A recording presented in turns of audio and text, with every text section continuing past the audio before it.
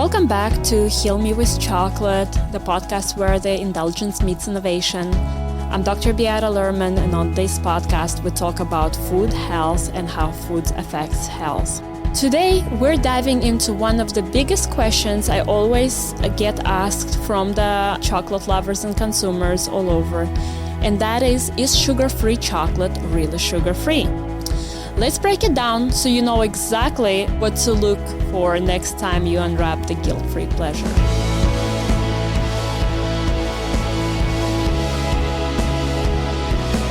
So when we're talking about sugar-free on the chocolate label, this means that the product has 0.5 grams or less of sugar per serving. It doesn't mean that it's 100% free of sweeteners or carbohydrates.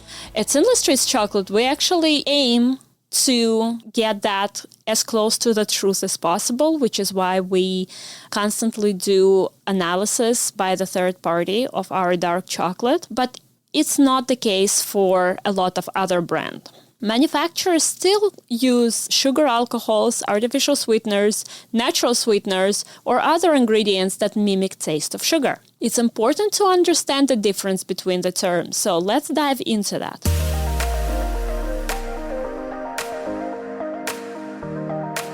Sugar-free means that it is, as I said, less than 0.5 grams of sugar per serving.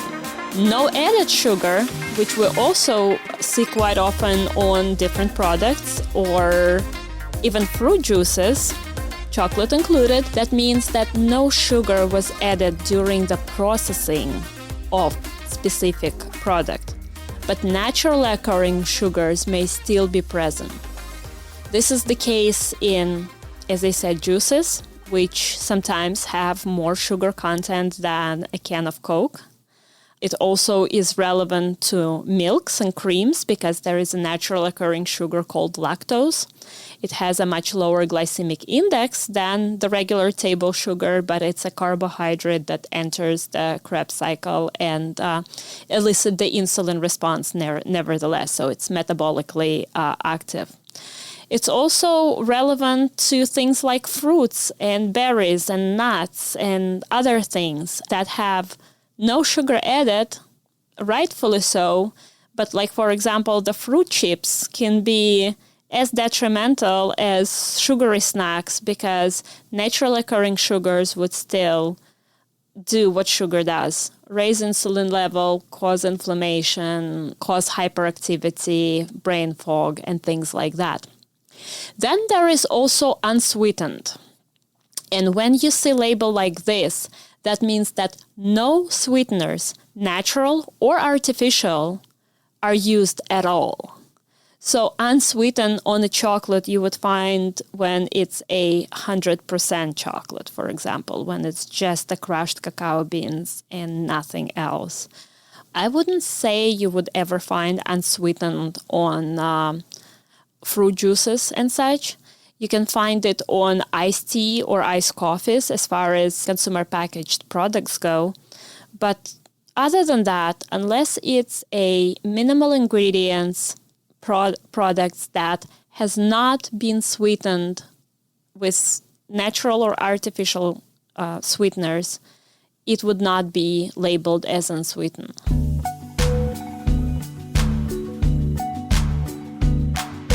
Let's talk about hidden sugars and glycemic impacts.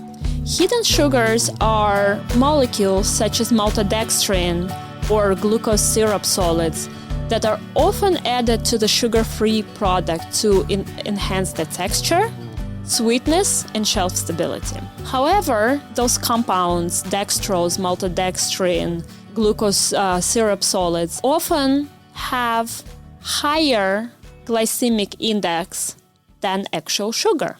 So let's take the example of maltodextrin. Its glycemic index is between 85 to 105, which is higher than table sugar, because by comparison, the sucrose glycemic index is 65, and all other products is actually being compared to that. So you want to look for something that has as low of glycemic index as possible. But that glycemic index of fructose, the glycemic index of 65, should be the comparative value against which you compare everything else. So what does it mean having high glycemic index? It means that it causes the rapid spike in blood glucose and insulin levels, which can be harmful for people who are managing diabetes or insulin resistance or metabolic disease or cancer. So it doesn't matter that those things can be, for example, in non-nutritive sweeteners, if it's high, because glycemic index of sugar still raises insulin levels and blood sugar very quickly. That means that even though they're non-nutritive and bears no caloric load, they're still metabolically detrimental. In the case of glucose syrup solids, also, it's a very high glycemic index. It's about 95, meaning that it still contributes to inflammation, blood sugar dysregulation, and promote insulin release and fat storage and food cravings. So despite being labeled sugar-free, these additives can undermine health goals of the consumer, and especially if you're seeking metabolic health and blood sugar support. I know we talked about this before, but people keep asking me, and I must oblige. Let's talk again about natural versus artificial sweeteners. Natural sweeteners include things like monk fruit, stevia, and allulose. Those are plant-derived sugar alternatives that have minimal to zero impacts on blood sugar levels. If you heard my previous episode on stevia, we can remember one thing, or I guess three fun facts about stevia. Stevia is green because it's a plant and not white the way it's sold in the stores. It is 250 times sweeter than sugar, so it can't be used in proportions of 1-to-1 like it's recommended by an ultra-processed stevia labeled products in the store. And real stevia is really not water-soluble, so you can't sweeten your tea or coffee with it.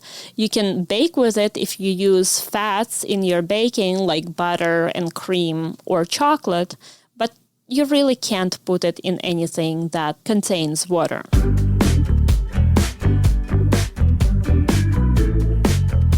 Similarly, monk fruit is a small melon-like fruit that's native to Asia. Its sweetness comes from compound called mongrosides, and they don't affect blood sugars because they are not metabolized through the same mechanisms that the sugar gets metabolized. Monk fruits is actually water-soluble, and unlike stevia, is 320 times the sweetness of sugar.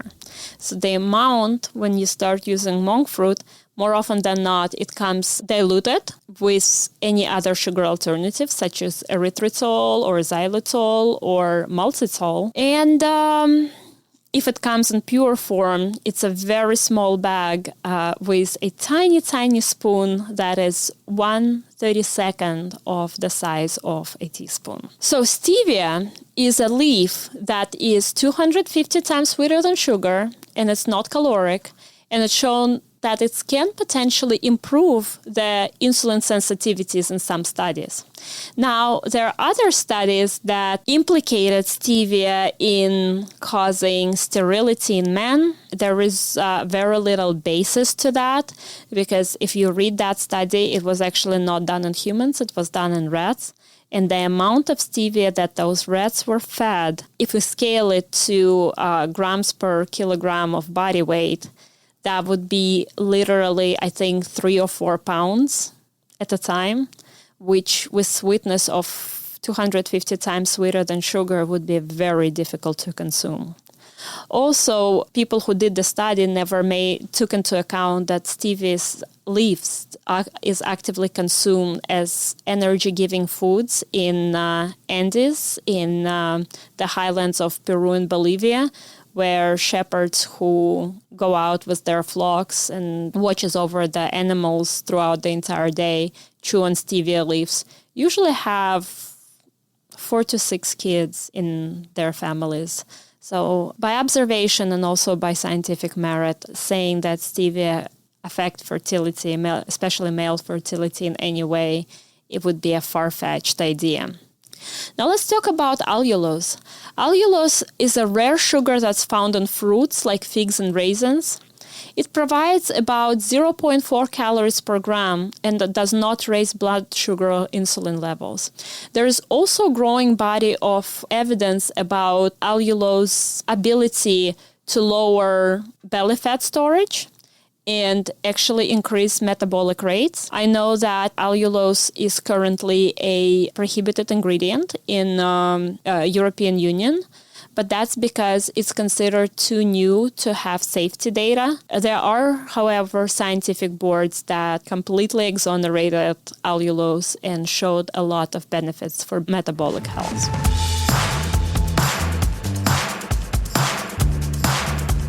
Now let's talk about artificial sweeteners like sucralose and aspartame. Those are synthesized in the lab and widely used in commercial sugar-free products. Those are approved for use by FDA, but there are growing health concerns that's being raised about using those sweeteners. So, aspartame has been associated with metabolic syndrome, increased appetite, and altered gut microbiome, especially in some more recent studies. Sucralose may reduce insulin sensitivity and disrupt healthy gut bacteria, but it also has been shown to rewire the immune system and make people a lot more immunosuppressed. So it's making our immune system less able to fight harmful viruses and bacteria. Long-term consumption of artificial sweeteners may also be linked to increased risk of stroke and heart disease. Artificial sweeteners like sucralose and aspartame are lab-made and calorie-free, but come with controversy around taste, after effects, and potential long-term health impact. Some sugar-free chocolate also use sugar alcohols like erythritol and maltitol. These are low-calorie, but they can cause bloating or digestive issues in sensitive people. These sweeteners can also affect brain's reward centers, making people crave more sweetness and possibly gain weight over time despite 0 calories. However, in our previous episodes, we talked that source of the sugar alcohols is also very important. Very often in the Western world, sugar alcohols are fermented out of corn that has been grown in the industrial farms with use of a lot of pesticides, including glyphosate, and those accumulate in all parts of the plant and also is lingered in the products that made out of that. In Europe, the standards of erythritol production is very different. They use organic fruits. We get our erythritol from France, made from organic apples and pears, and it doesn't carry the same toxicological load as the erythritol that is made in China or made in the West usually carries.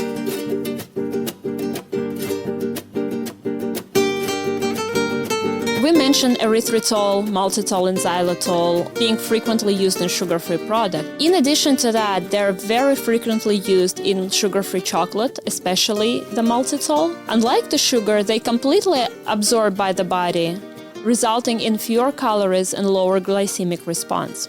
Erythritol is one of the best tolerated sugar alcohols. It has glycemic index of 0. So now if we look back at what I said earlier in the episodes, the table sugar has glycemic index of 65. Things like maltodextrin and glucose solids have glycemic index higher than sugar, so anywhere between 75 to 105. And erythritol has glycemic index of 0. That means it does not affect weight gain or blood sugar levels at all. It doesn't ferment in the gut either, so it's much less likely to cause gas and bloating compared to maltitol or xylitol. However, it's in the industrial produced sugar-free chocolate, maltitol is still the sugar alcohol of choice. In addition, erythritol has antioxidant properties and may help protect the blood vessels and dental health, actually protect teeth from the tooth decay. And that has been very widely published, that is easily searchable. So when we first started at Sinless Treats, we went to many different trade shows, and we would position ourselves as sugar-free chocolate. And when we would give away the samples, we would be like, hey, do you want to try great tasting sugar-free chocolate? And people would just walk faster and run away. So why many people shy away from sugar-free chocolate?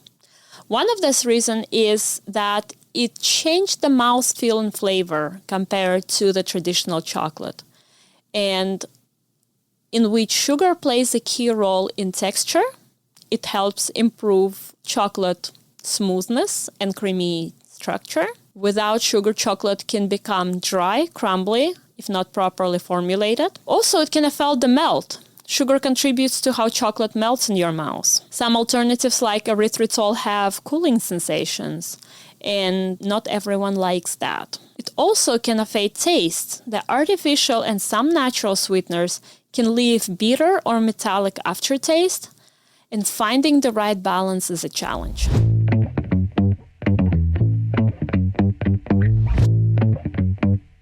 Let's talk about how we address those issues at Sinless Treats. First of all, we do not press the cacao butter out of our cacao. We use the whole beans, and that helps us improve and preserve the mouthfeel, even though we do not add sugar of any kind to the chocolate. So high-quality organic cacao butter that is naturally present at 67% in the beans that we source help preserve the mouthfeel without the sugar. The plant-based fibers like inulin in chicory root that we use as a bulking agent for our stevia because it's so sweet adds to creaminess and bulk. So we can still keep the proportions without affecting the taste. In addition to that, we add a little bit of erythritol for our custom sweetener brand that pairs the natural ingredients for maximum flavor, harmony without aftertaste, which is why Sinless Treats chocolate does not have any lingering aftertaste, any cooling effects, anything that those sugar alternatives individually may present as undesirable taste. This innovation ensures that even though our chocolate is sugar-free, it maintains the indulgent experience you would expect from the full chocolate. So when you go and buy the sugar-free chocolate at Central Market or H-E-B or any other store of your choice, is that truly sugar-free when it says it on the label? Well, technically, yes. If it's labeled correctly, you would know if it's unsweetened, it would be labeled on 100% chocolate. If it's labeled as no sugar added, there are probably some other components. Some people can add dates. Some people can add coconut sugar. It can avoid the conventional sugar labeling. The power is in knowing what sweeteners are used, how they impact your body, and how they affect the taste. And that can help you make smarter choices. In our next week episode, we're gonna dive into functional chocolate, where ingredients don't just avoid harm and have nutritional value, but actively help healing. Until then, treat yourself wisely and go check out sinlesstreetschocolate.com to learn more about our mission, our values, and how chocolate can support health.